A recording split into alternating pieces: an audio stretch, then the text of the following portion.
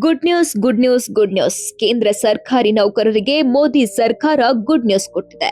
ಹೊಸ ವರ್ಷಕ್ಕೆ ಇನ್ನು 2 ತಿಂಗಳು ಬಾಕಿ ಇರುವಾಗಲೇ ಸಖತ್ ಸಿಹಿ ಸುದ್ದಿ ಕೊಟ್ಟಿದೆ. ಕೇಂದ್ರ ಸರ್ಕಾರಿ ನೌಕರರ ಬಹುದಿನಗಳ ಬೇಡಿಕೆಗೆ ಅಸ್ತು ಎಂದಿದೆ.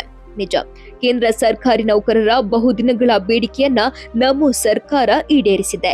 8ನೇ ವೇತನ ಆಯೋಗ ರಚಿಸಿ ಕೇಂದ್ರ ಸರ್ಕಾರ ಆದೇಶ ಹೊರಡಿಸಿದೆ.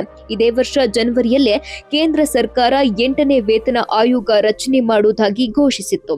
ಇದೀಗ 10 ತಿಂಗಳ ಬಳಿಕ 8ನೇ ವೇತನ ಆಯೋಗ ರಚನೆಗೆ ಕೇಂದ್ರ ಸಚಿವ ಸಂಪುಟ ಸಭೆಯಲ್ಲಿ ಒಪ್ಪಿಗೆ ನೀಡಲಾಗಿದೆ. ವೇತನ ಆಯೋಗಕ್ಕೆ ಜಸ್ಟಿಸ್ ರಂಜನಾ ದೇಸಾಯಿರನ್ನ ಅಧ್ಯಕ್ಷೆಯಾಗಿ ಆಯ್ಕೆ ಮಾಡಲಾಗಿದೆ. ಪ್ರೊಫೆಸರ್ ಫುಲಕ್ ಘೋಷ್ರನ್ನ ಸದಸ್ಯರನ್ನಾಗಿ ಹಾಗೂ ಐಎಎಸ್ ಅಧಿಕಾರಿ ಪಂಕಜ್ ಜೈನ್ರನ್ನ ಸದಸ್ಯ ಕಾರ್ಯದರ್ಶಿಯಾಗಿ ನೇಮಿಸಲಾಗಿದೆ. 18 ತಿಂಗಳ ಒಳಗಾಗಿ ವರದಿ ನೀಡುವಂತೆ ಸೂಚನೆ ನೀಡಿದೆ. ಕೇಂದ್ರ ಸರ್ಕಾರದ ಈ ಆದೇಶ ಅಂದಾಜು 50 ಲಕ್ಷಕ್ಕೂ ಉದ್ಯೋಗಿಗಳು ಹಾಗೂ ಪಿಂಚಣಿದಾರರಿಗೆ ಬಹುದೊಡ್ಡ ಉಡುಗೊರೆಯಾಗಿದೆ.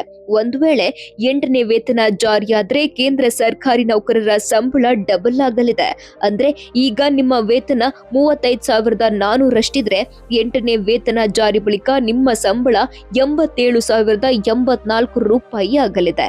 ಮುಂದಿನ ವರ್ಷ ಅಂದ್ರೆ 2026ರ ಜನವರಿ 1ರಿಂದ 8ನೇ ಆಯೋಗದ ವೇತನ ನಿರ್ಧಾರವಾಗಲಿದೆ.